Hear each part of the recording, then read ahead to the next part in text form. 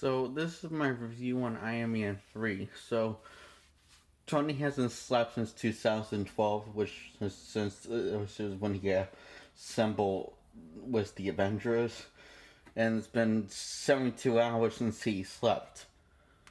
So since that happened, it's been 72 hours since that happened, and he's talking to someone about the free act structure of him. Turns out it's him in a therapy session with Bruce Banner. He explains that he doesn't have the temper to be a psychiatrist. So he just goes on another story about his father.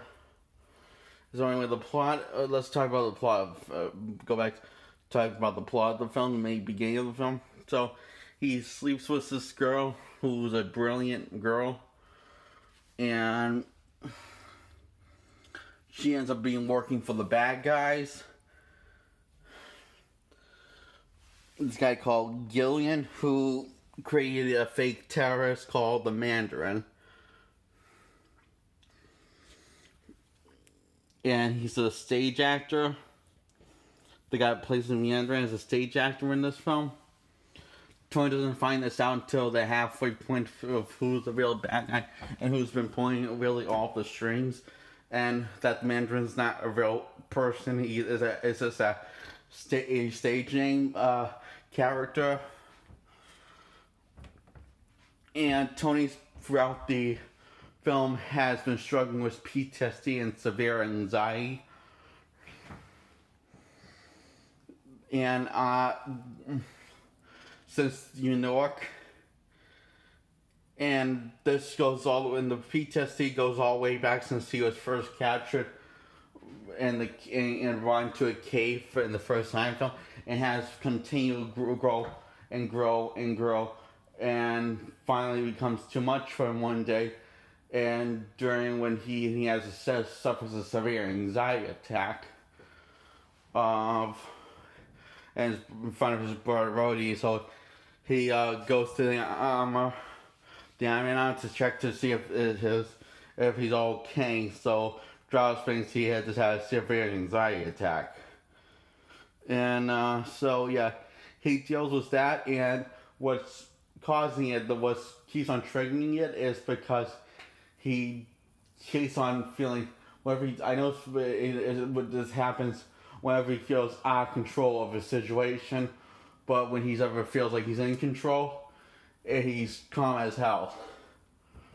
As long as there's a solution to whatever it is. So he decides to build all these weapons to take down the bad guy because he starts freaking out because when he doesn't have the suit all the way Barry was to help with his kid charging it and communicating through him from the other side of the globe. And he becomes a father figure to the kid, and leaves all this cool stuff to the kid. So in a way, he never really left, to make it feel like he never really left, but only temporarily left. But he's not going. Not like the kid's not going to be part of Tony's life anymore. You know, because the kid has suffered from trauma also, and the kid's father left 6 years ago. And the mother is a drunk who works at a bar and who's traumatized by the loss of her older son who died and who supposedly committed terrorism. And Tony doesn't believe any of that stuff, that he didn't kill himself or kill anyone, and saying that that she believes his son's innocent. That's when she finds out that she's not the person she called, that she talked to on the phone.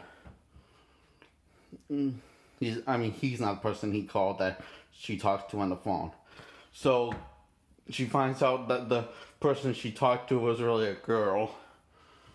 And this leads to a creative action scene and good slapstick comedy and one line fall from the horse's mouth to his Stark.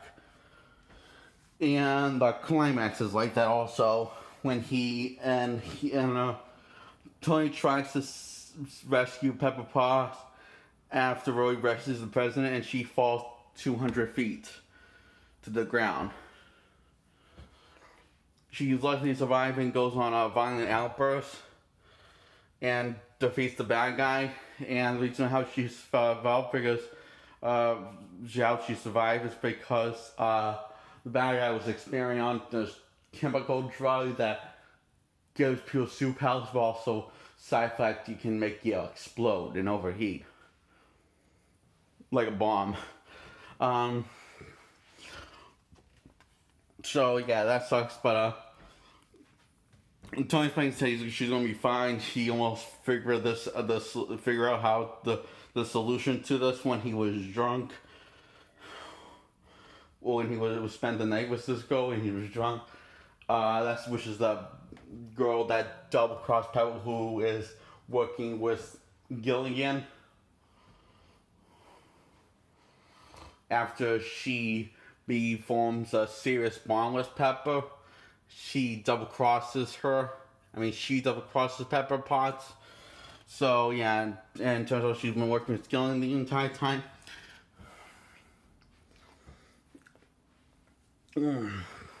And wants Tony alive to help to fix the equation so people don't blow up. And this guy, that's the vice president, working with Gilligan because he's doing it for his daughter because his daughter is missing a leg and is in a wheelchair.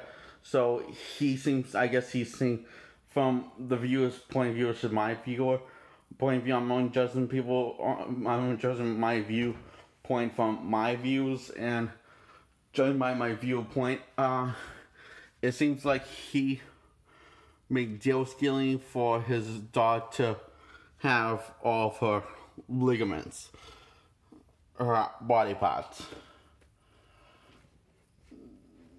And I think it's the drug that caused people to blow up. So I think once Gilligan has that steel, he will make his daughter whole again.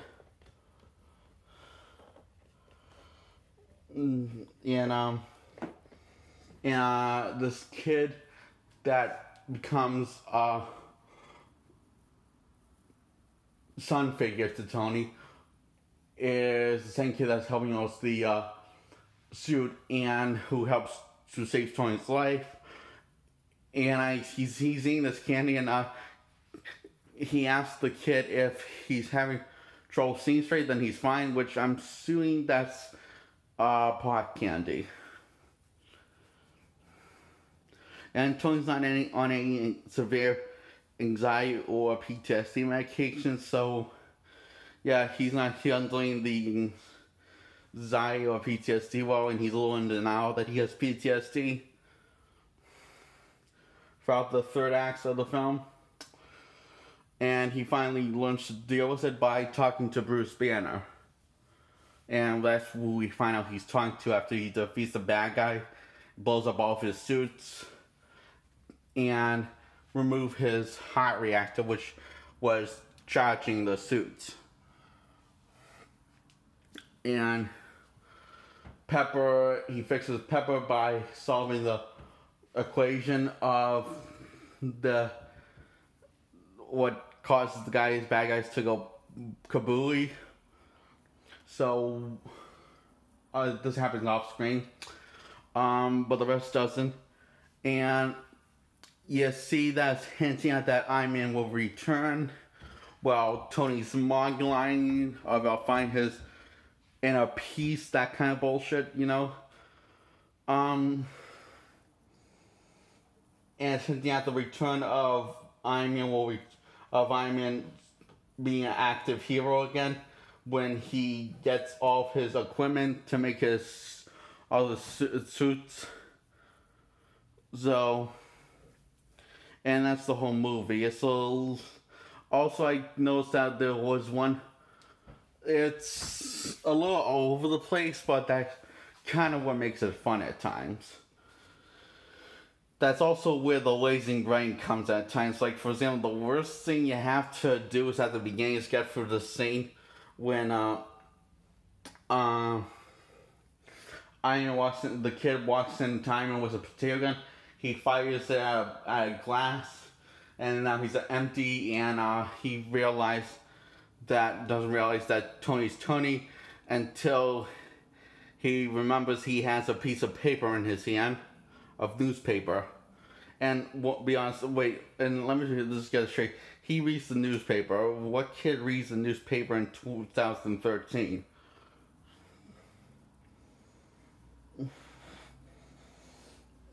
Other than that, that's my really only major complaint of the film. I enjoyed it, and the reason why I enjoyed it because I'm wearing my glasses this time, and the color doesn't look flat or blurry or forgettable or ugly. Plus, because I have my TV settings because I have my glasses now. I have my TV settings, all my TVs in my house set right, unlike last time, because I have glasses now. Yeah, that's all. So I recommend this. I give this a 9 out of 10.